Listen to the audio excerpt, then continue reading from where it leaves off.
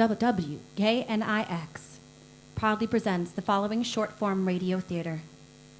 The Knickerbocker Avenue Strange Science and Terror Radio Show features the voice of Martin Tramble, Mary Stone Park, Edward Vanderbeek, Johnny Tin Tin Hampton, Eva Winslow, and Milton Cassell.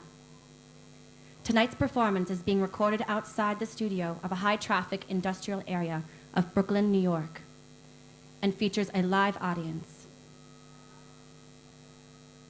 We are broadcasting, so please adjust all computing devices to silent and refrain from responding until the end of the show. If you are joining us from the comfort of your home, sit back, relax, and enjoy. If, however, you are embodied here in our presence, one word of warning. Do not take for what you see as truth, for we are illusions.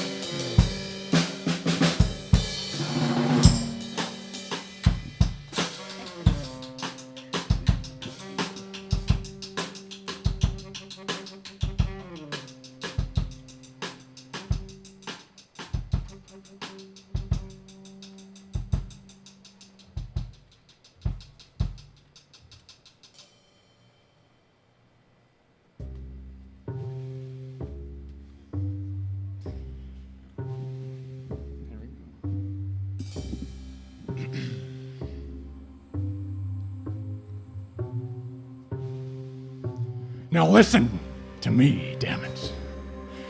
This is important. The earth is an animal with a hungry belly. It eats the smaller animals that live on its skin. It digests with fire and brimstone. And as it turns to the stars, it devours itself. Meat and potatoes, complex, tumultuous. We're actually quite lucky to be the bloodthirsty fleas riding its back. That's what we are, fleas, earning our keep by filtering the bacteria, grinding up the detritus, chattering endlessly while choking on dandruff. Such is the meaning of life. However, lice is not the only meaning to seek. Enter the Knickerbocker Avenue Strange Science and Terror Radio program. We shovel into the earth to uncover our past. And when we find it, we will know what it means. Tonight, the howled ground below us offers 3 tales of souls long swallowed by grime. Our first tale tonight comes to us from a past acquaintance of mine, and I personally witnessed some of the events leading up to what happened. I know his name, of course, but I see no reason to speak it out loud. So I shall refer to him as the ringmaster. But this is not his story. It belongs to the Lion Tamer!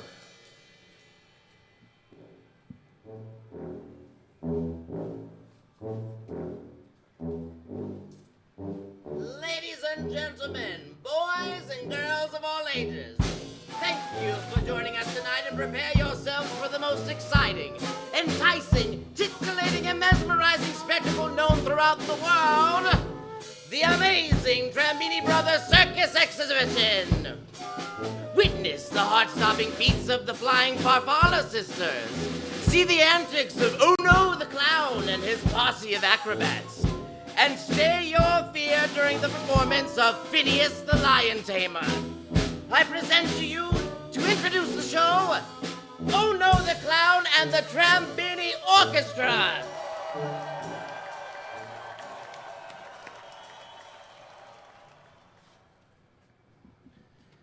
Detective. I am the ringmaster, Owen Trambini. Yes, have a seat. I'm Detective Mason Monroe. I expect a full explanation of what happened, and you better not hold anything back. I've got 18 bodies, and a town scared to hell. Now, what have you got to tell me, and leave nothing out now? Your responsibility in this matter, Mr. Trambini, is to be heavily scrutinized. It was Phineas, the animal trainer. He's mad. A madman, I tell you. Where is he now? I don't know. He vanished in the chaos. So I've been told. When did he first get contracted to your show? About 10 months ago. He responded to an advert in the paper. Came into audition one night. Strangest damn thing. He struck me as mysterious the second I met him. I remember it was raining that night when he entered my trailer for the meeting.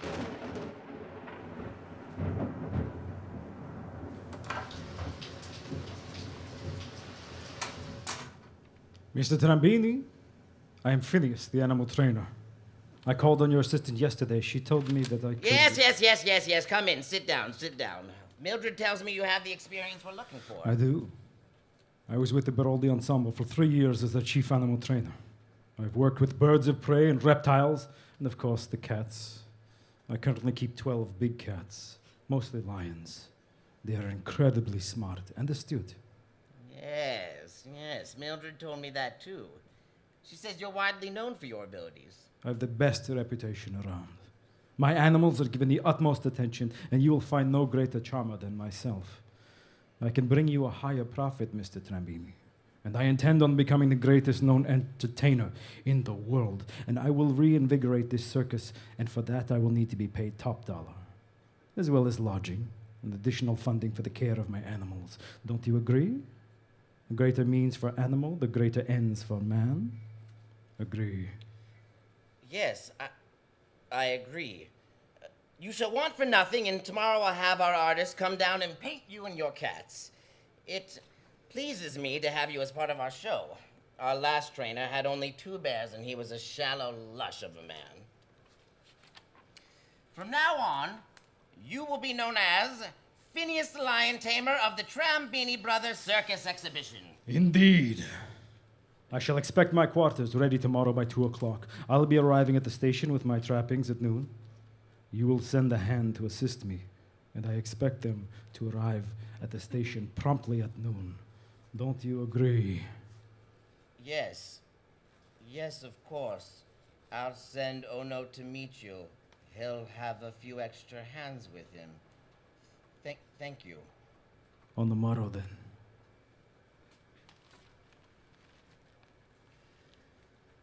You see, Detective, I'm not a man who caves easily. I spent years on the road hardening my talent to design the sharpest spectacle around.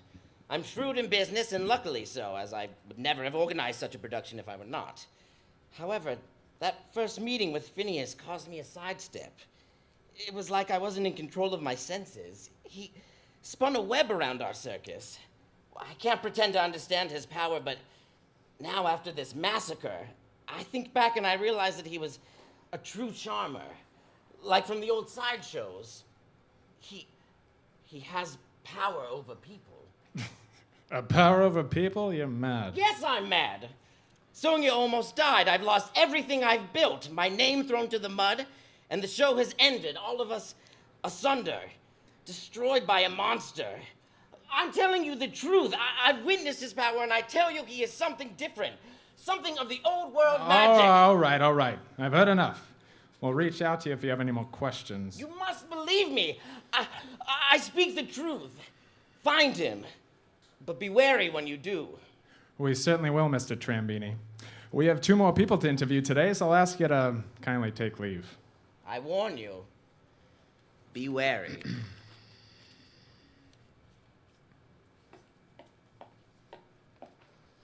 Come in, miss. Sit down. You are, Valere? It's volare. It means to fly. I am performing trapeze. Valere, I know this week's events have been traumatic, but I need to get to the bottom of what the hell is going on here. I've spoken with others in the show, and we are currently searching for this lion tamer who's gone missing. Were you harmed at all during the attack? I'm fine. I was on the trapeze platform when it happened. Now, Valere, you must share with me any information you have about Phineas. We need to know exactly what happened. I still don't understand what happened. It was terrifying. I was preparing for my performance when I heard the screams below. It was so violent, and blood everywhere. I watched as the entire midsection bench, 18 men, stood and fought the lions barehanded. Each of them were disemboweled, and each had his throat scratched out. Then I looked over to Sonia to see if she was still positioned on the opposite platform. And as she did, I saw her fall. In the chaos, she lost her footing. I saw her reach for the bar, but it was too late.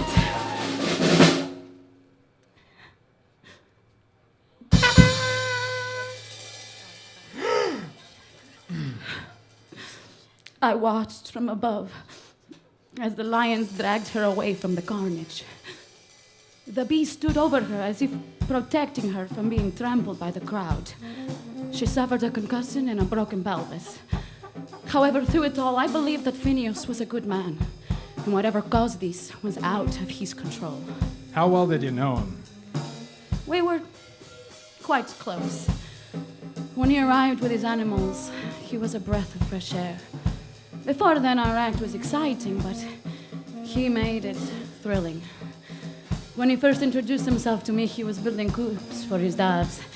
With a whisper, he commanded them to fly, and as he did, they rose and circled the field. He waved his arm, and they all came down and landed all around me, several of them coming to rest on my shoulders and arms. It was beautiful. I think he was special, gifted. He had full control of those birds. Have you ever witnessed or heard of any of his animals attacking anyone? No, never once. Do you know where he is now? Sadly, I do not. However, I imagine he is hiding here now. His cats were all killed, and it seems the authorities are blaming him for We the have violence. come to no conclusions, ma'am. We aim to find out the truth of who's responsible, but we follow logic and evidence. I'm not convinced logic will help you.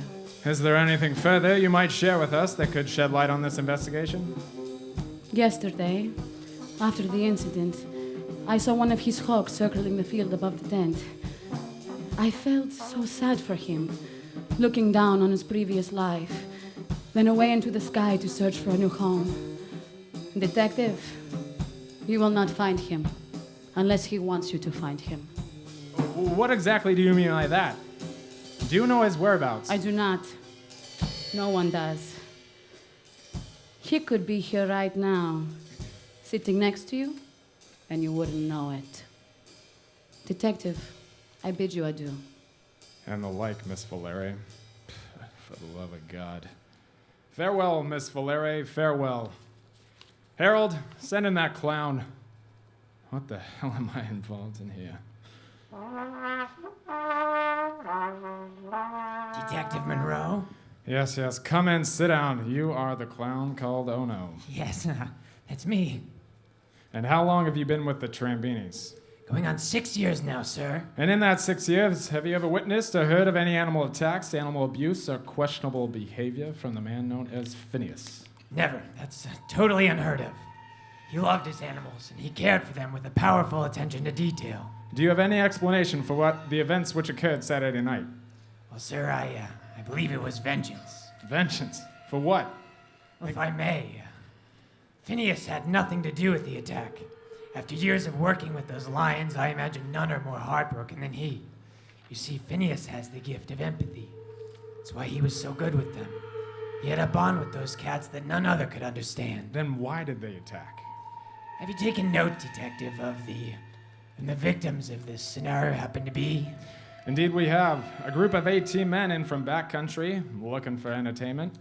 The way I understand it, they just arrived in town after being holed up in the wilderness for near 2 full years. Hold up for what purpose?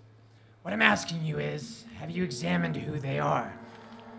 Trappers. A whole caravan of them, just in from the north to trade their skins. Brought more than 18 men should be able to load. Now, just wait a minute. Are you telling me those lions knew they were hunters? Is that what you mean by vengeance? Perhaps they were, but that's not the vendetta I'm speaking of. You have to ask yourself why no one outside of their party was hurt. They weren't just any hunters. They were the braggart trappers of West Falk. Drunkards, abusers, miscreants, the lot.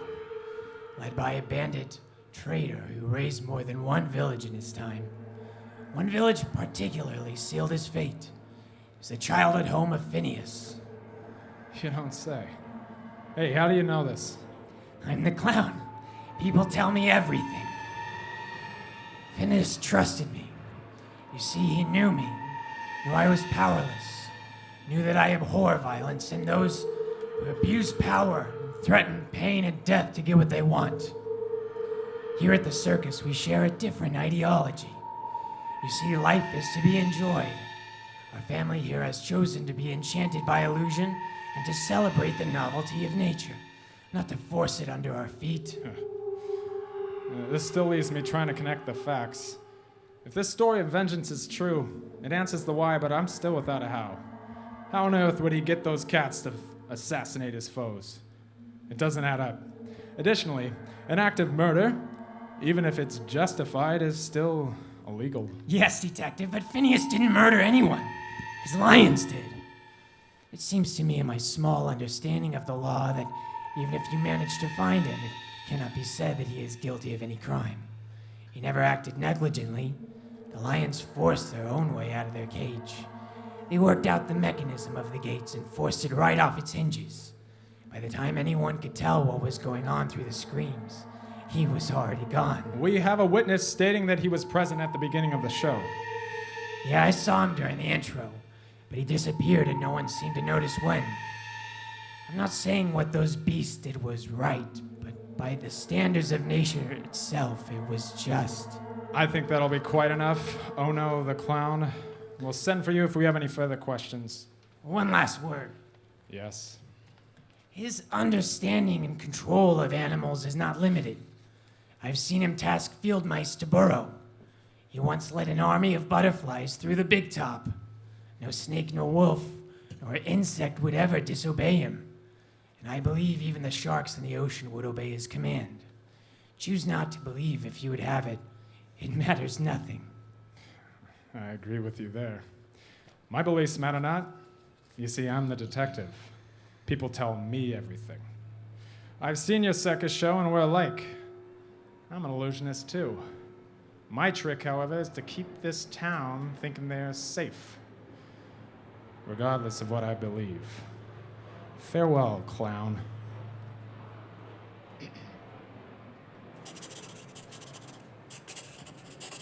And as such, the Trambini Circus case, if in fact it is a case, will remain unsolved. Postscript. The witness accounts unsettle me as they all line to claim that the lion tamer actually had some supernatural power over animals. Although I remain ever the skeptic, it still intrigues me. Even more so does the fact that I may never get an explanation that satisfies me. I believe it was Whitman who said,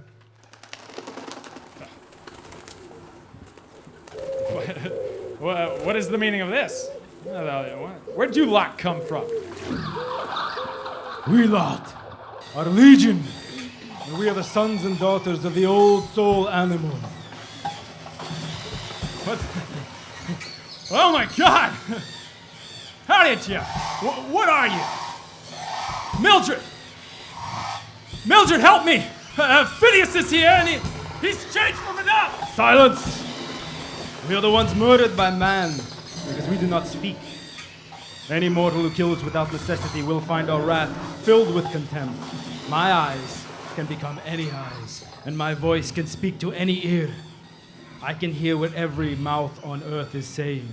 And I will tell you now that the animals on this planet speak lowly of humans. Every waking worry regards survival, and every screech you hear from every bird calls out a threatened warning to avoid mankind. Now, you are a race divided by hatred. The beasts have not the voice to tell you, but trust my words. They know who you are, and they do not abide by your law. There will be justice. The beasts will seek balance. Detective, you will destroy your case file, and you will forget the details of this incident by morning. Don't you agree? And you will never again ponder over the name Phineas. And you will never again take the life of any living creature, unless in absolute defense of your own. Agree? Yeah. I agree. I please.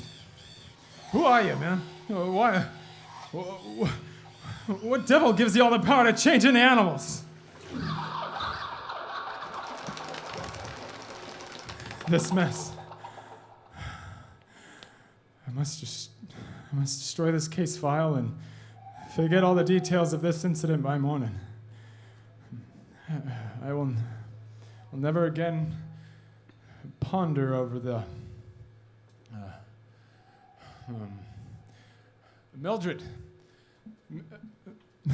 Mildred?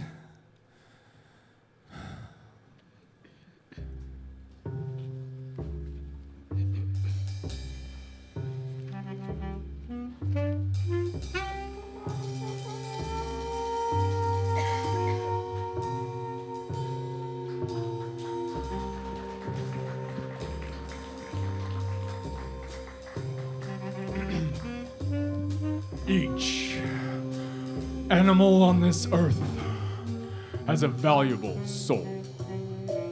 If denied the blossoming of it, some will traverse the in-between and reestablish their animosity naturally. The Trambini brothers never quite recovered from the massacre under the Big Top. They quietly collected themselves and slipped away from town one night. I hear that they disbanded and have since found their separate ways back out on the road.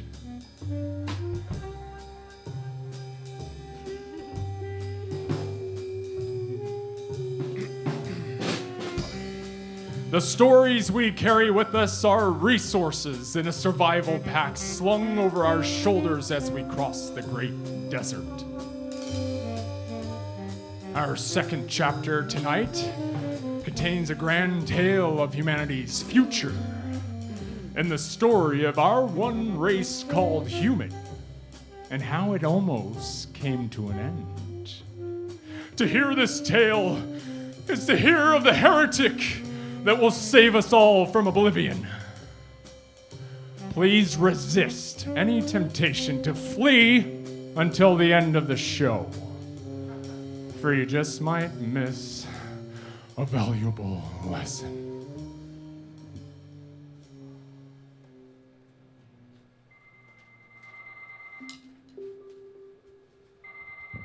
Initiating Advanced Diagnostic System Check. A vehicle 1698. Medical research vessel Spirit, en route to crux position of the Pinwheel Galaxy in Ursa Major constellation. Electrical systems diagnostic. Positive. Oxygen system diagnostic. Positive. Radiation diffusion system diagnostic. Positive. Nutrient and protein secretion systems diagnostic. Positive. Centripetal gravitation system diagnostic. Positive. Bacterial filtration system diagnostic. Positive.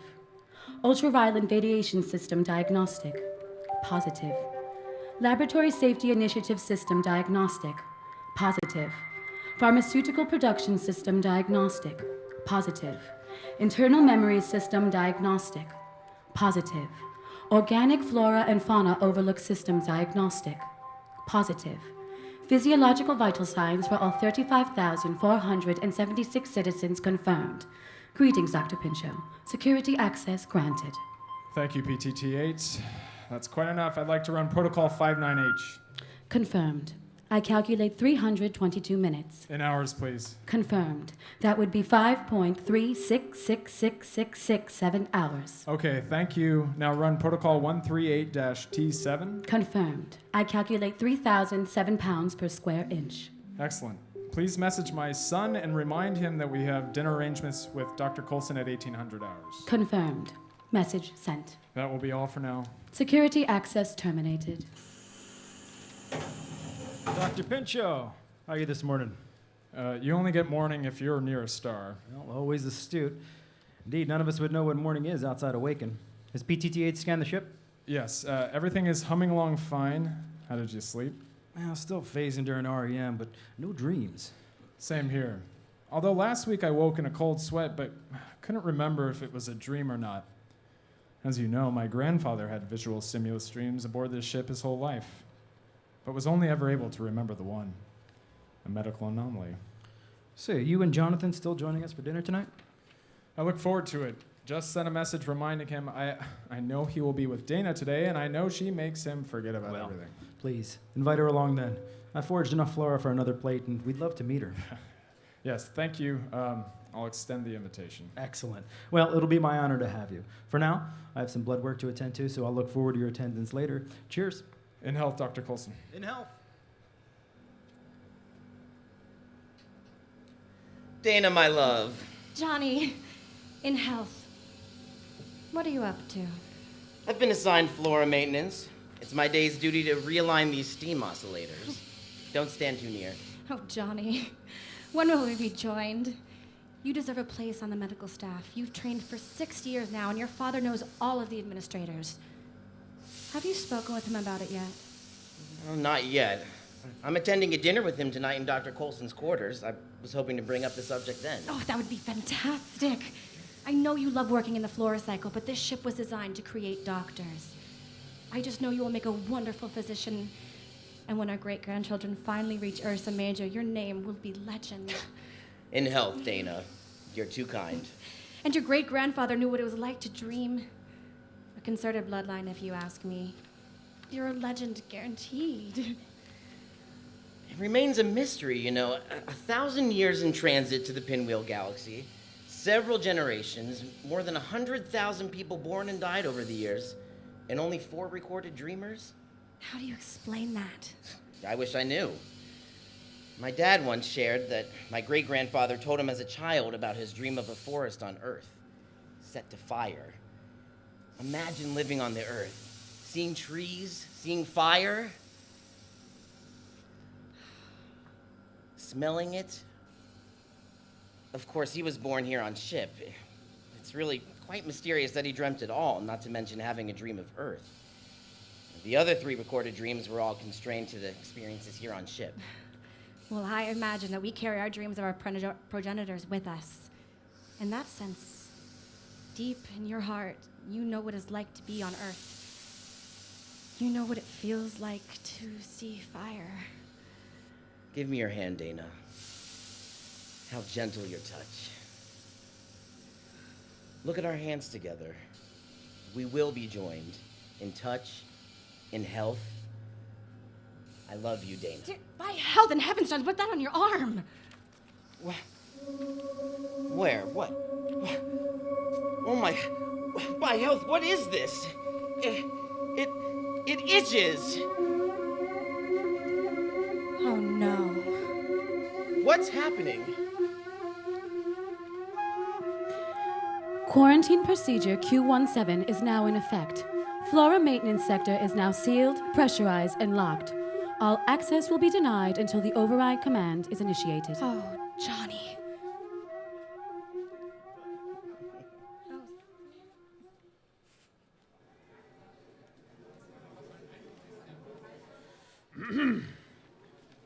I hereby bring to order the medical trial of one Jonathan Pinchot. By the guide of health, I declare that he is in violation of Hospital Vessel Spirit's 4th protocol. Thou shalt not suffer from disease, nor expose any citizen aboard this vessel to any form of malady.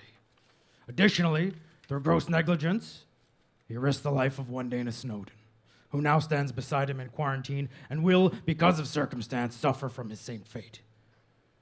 Regarding this case, it's both my firm directorial suggestion and the law of punishable offense that these 2 heretics be sentenced to sterilization and expulsion from the Spirit. How do you vote? Dr. Garcia? Over several hundred years, we have protected our people and our potential future with the measures of clinical behavior. This heretical turn from our directives cannot be overlooked.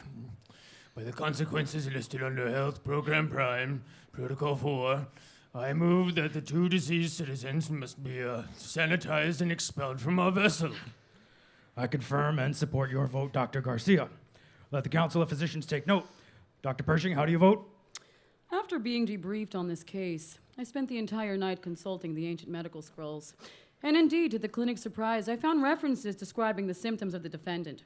What you have there on your arm, Mr. Pinchot, is a discolored rash. And in the last 2 days since you've been quarantined, it has spread up to your shoulder. This is a clear indicator that you suffer from what the ancients called a virus. My prognosis suggests that if allowed to live, it'll spread over your body entirely and would carry on reproducing until you perish from a miserable death. It is my solemn view that we, under no circumstances, can risk the lives and well-being of the people on this vessel. I vote for expulsion. Wait, why? Why is it not fair? You don't even know for sure what it is. Silence! Let the Council of Physicians take note of Dr. Pershing's vote. Dr. Pinchot, as core physician engineer, you're required to vote on this council. What say you? My dear son, I'm so gravely sorry for your fate now. As lead overseer of medical engineering and president of the Council of Flora, I condemn you to death by expulsion and pronounce you a heretic. Compose yourself, Dr. Pinchot. Toward health, I pronounce you, Jonathan Pinchot, and Dana Snowden guilty of heresy and condemn you to expulsion. We will suffer these matters clinically. By the hour of 1400 today, you will be steam sanitized and evacuated into space. Do you have any final words? I do. Well, then the heretic may speak his last. 2 days ago, I was one of you. I hoped for what you all hope for now. I see now how wrong I was to have wished this clinic to arrive in Ursa Major untouched. I pronounce myself to be the heretic you fear. My great-grandfather by blood dreamt of fire, fire burning on the earth. His knowledge is within me still. I can smell the earth. I can feel the air moving. I can sense the soil under my feet. Today, I stand before you with proclamation in my heart. The humans of Earth were a diverse people. They were challenged by the Earth itself to survive. In their differences, they protected themselves from any one singularity. I know somehow that the viruses on Earth were great and many, but their survival depended on the flesh within which they grew. If you kill us now, you kill yourself. The better way for us all is to study this infection. I make an honest plea for us all, for help. I beg you, Surgeon Director, spare our lives. The decision has been made. Risk would be too great. It's our sole purpose to keep this vessel clean and cleansed of grief, degeneration, and threat. Now, you have been pronounced a heretic, and for that, you'll be exiled in death. Dana, my love, we are now joined, and we will be eternally. I love you, Johnny. Do it.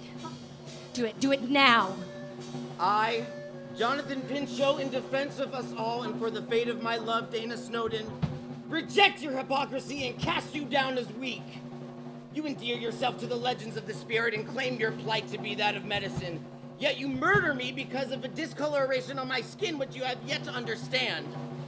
Here and now, I cast upon you the wish of disease. We shall all worship the virus. I bring the poison of suffering upon us all, and in doing so, we bequeath our bodies to the virus once more. I break your quarantine with this. My health. What does he have there? What's that in his hand? It's an exposed oscillator battery. From my great-grandfather's dream, from the history of our voyage to Ursa Major, from Earth itself, I deliver fire!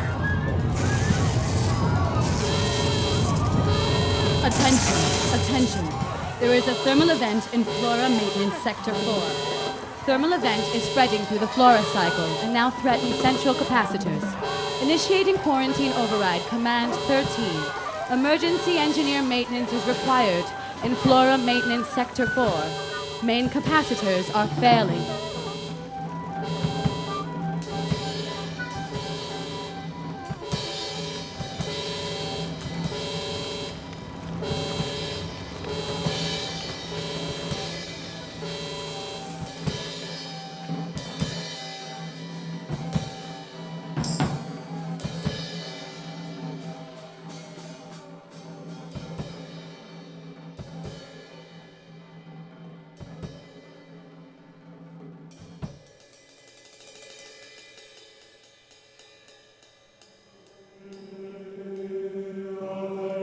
And so, it was in this time before we arrived on Sanctus Terra, and even before we approached Ursa Major, that my distant grandfather was afflicted with the holy virus. Thus, inspired his great-grandfather's singular dream, and he became a holy heretic, and upset the balance of the Royal Clinical Council. In doing so, he saved the one race known as human by inducing that which they had deprived themselves of for centuries, the holy virus. Our ancestors who founded Sanctus Terra were delivered a sacred protection by the original virus. It shielded them from the web of viral deities here on Sanctus Terra. If the holy virus had never entered my bloodline, the ancient founders would surely have perished in their new home. In honor of Saint Pinchot and Saint Snowdon, we light the fire today which will burn brightly during the cycle of the 3 moons above us. Praise the holy virus, and in health to us all, I commence the lighting of the great fire.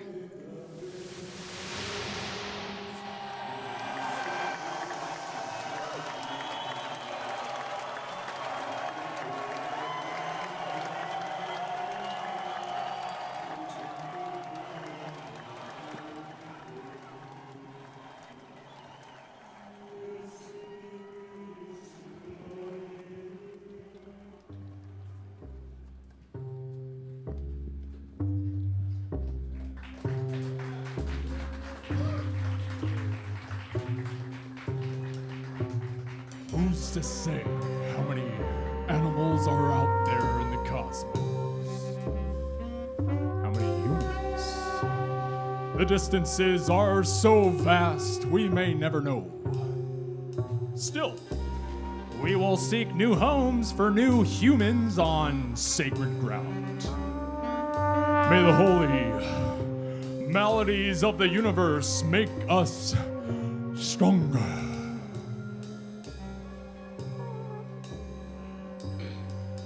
Our finale began many thousand years ago as a giant glacier in the north.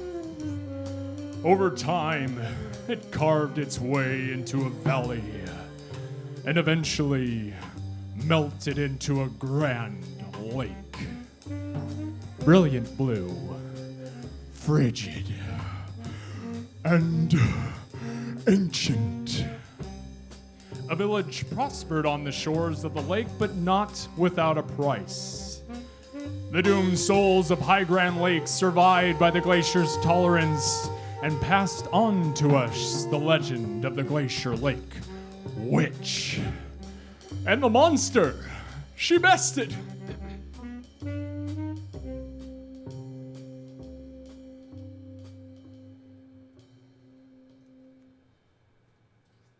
my guests shall drink to the old days. Sip up, darlings. Do not dare offend your gracious host. I am called Miela, and I will share with you the story of my downfall. And in hearing this story, you'll be sure to admire my cursed soul. I've been long dead. A rotting corpse becomes me. The death sheet covers only the sleeping eyes. I'm dead, you see, but still quite awake.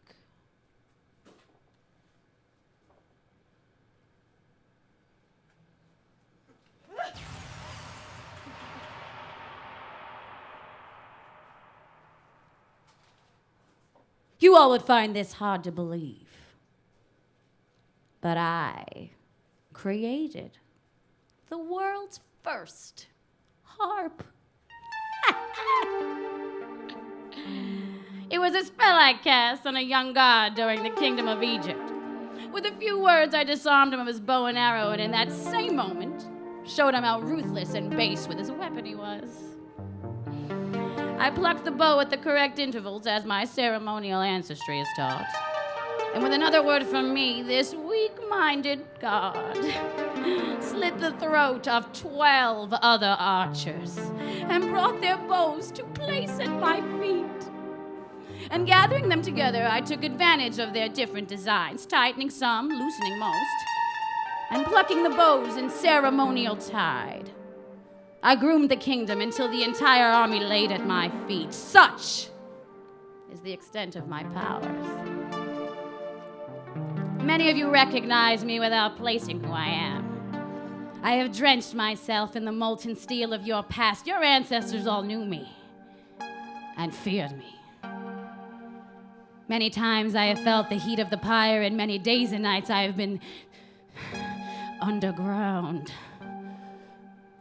Untold stories of suffering and humility are vast. However, one such account I save for you tonight, my dears.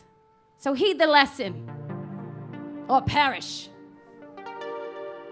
I share with you the tale of the village of Hygren Lake, and how the villagers there came to know me as something to fear. They called me the Glacier Lake Witch.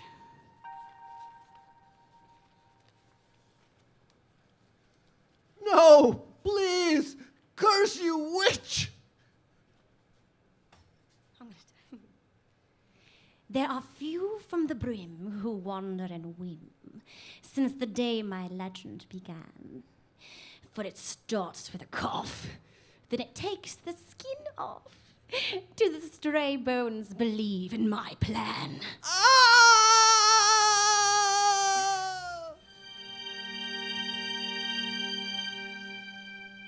I forget his name, but I clearly remember the deeds which earned him a frightful death. He was an alchemist, dabbling in fire, but lacking the elemental understanding. He heard of my powers, and in seeking, he came to find me living hillside in my fortification by the great glacier. And he came begging for my secrets. When I refused him, he became indignant and finally violent. I curse you, witch! I bring upon you the shroud of Aethica, and I disobey the sermon of Rita. I call from the fire an offering of silver and calf oil. Silence, you dried shrew! You come to my door demanding the mystery and knowledge of the ages, but you fail, and fail miserably! Scorned by the clouds and gods above you, the horn god will suffocate you in your own ignorance! Acid of Thugar, Cadmia, brine. In light there is shadow, witch. I imbibe with king's yellow, earth, and black lead. An empty task you seek! Have you nothing to preserve? You are the slime stone which shatters underneath my foot. My death ice encases your meager will. With a breath I overcome your childish endeavor and cast your soul into shadow. Witch of the glacier, poison to Lake Hygren, poison to the source of your power. poison acid muck upon your soul, you infamous witch! Scorn of science, harlot of flesh and of mud, penetrator of the mind. With this poison concoction, I curse this great glacier with the seed of Oomsbar. May this devil sear your future, and lay heed to all who dare touch the waters of Hygrin will suffer in the rot until King's Yellow burns their eyes.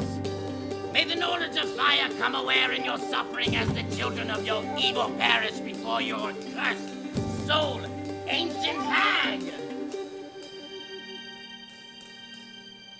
And so it happened. The alchemist, in his anger, did indeed poison Hygrin Lake with his calf oil and his King's Yellow. For he knew his power was too weak to overcome me. And in so failing, he poisoned 1,000 villagers, and a pestilence fell upon the region. The birds, soaked with poison, couldn't fly. A legion of dead fish flooded the shores of the lake. Segments of the glacier caught fire, and the melt was as a sludge, thick red lava that seared the land. The villagers grew boils on their flesh, and their hair fell from their bodies.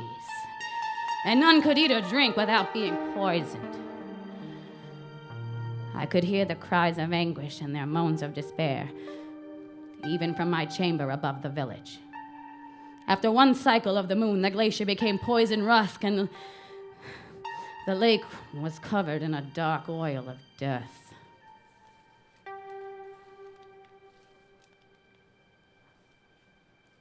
By the gods of man, I pray you to find vengeance for this terror.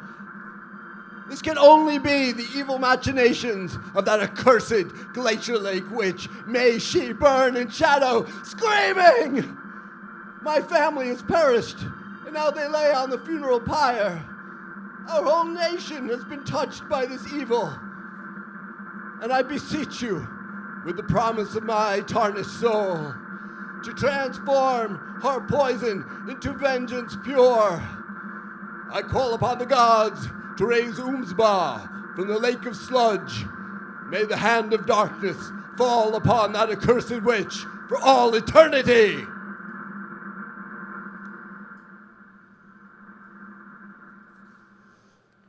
You see, through fear and rage, the townships sought vengeance on me.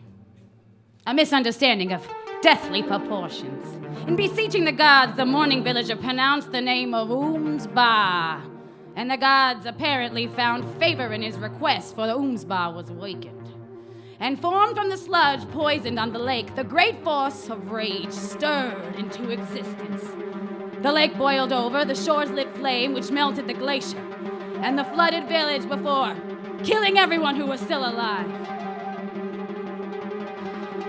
I could see the great seeming cavern where the lake had been. I, Miela of the Crescent, stood alone on my hillside when I heard the great disheartening moan of Oomsbar. And rising up from the cavern, the great and powerful beast presented in a giant form in rage. Standing above the lake, it rose several hundred feet into the sky, hurling a giant stone. It let out a terrifying screech. Stay your anger, Oomsbar! You have been called here by a false tongue. I am Miela of the Crescent, and my tongue, my will be a thought. Sini Laudi, the beast! Sini Laudi! You will suffer for disturbing me. Oomsbar exists to ensure the standing of the gods.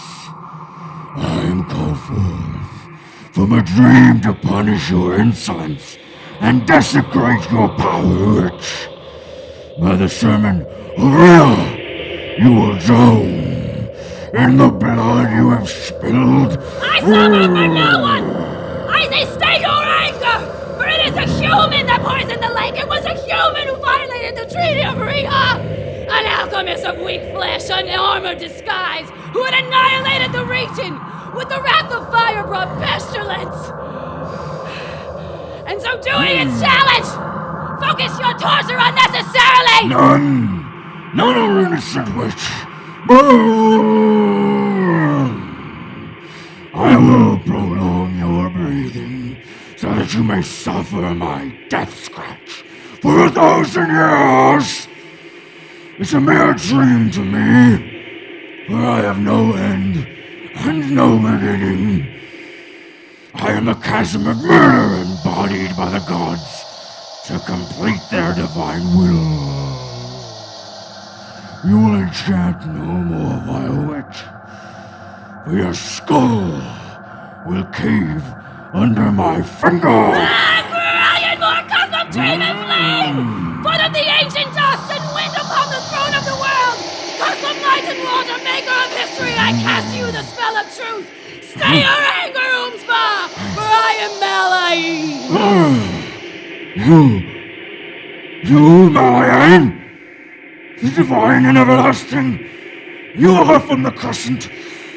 God bless me with death, for I know your power touches all. By the gods, expel the poisonous thought.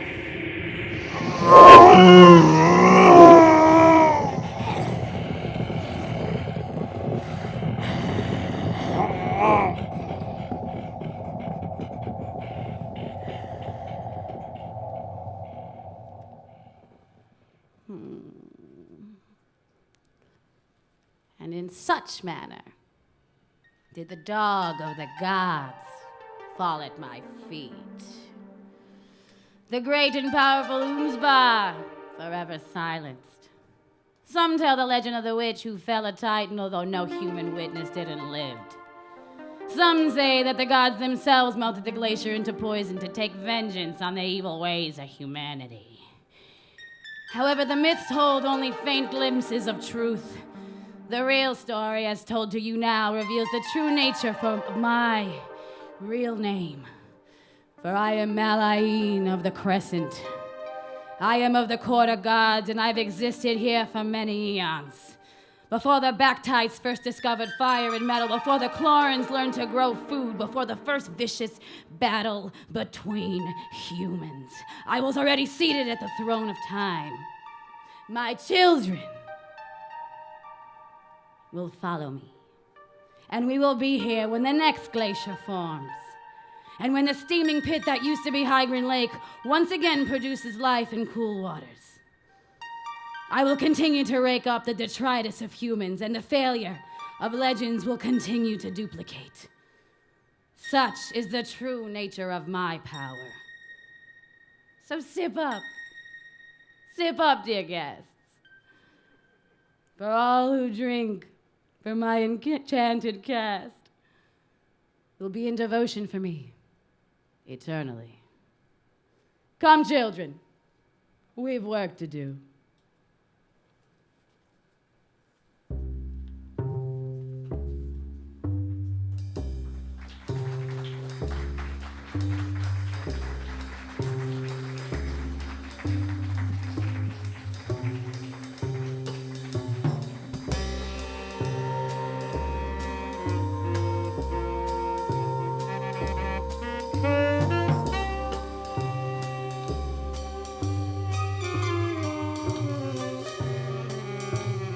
Be cautious when claiming an enemy. You may be wrong. On a planet rife with stinking lies, which ones of us can claim to have seen the truth? The greatest threat to mankind is masked. Even with honorable intentions, try as you might, when your wrath builds and you take action, you might just become your true foe's ally. So, think on, dear listener, and think until your brain is calloused. The fish of High Grand Lake were once unique. And now they're just like most everything else. A fading memory.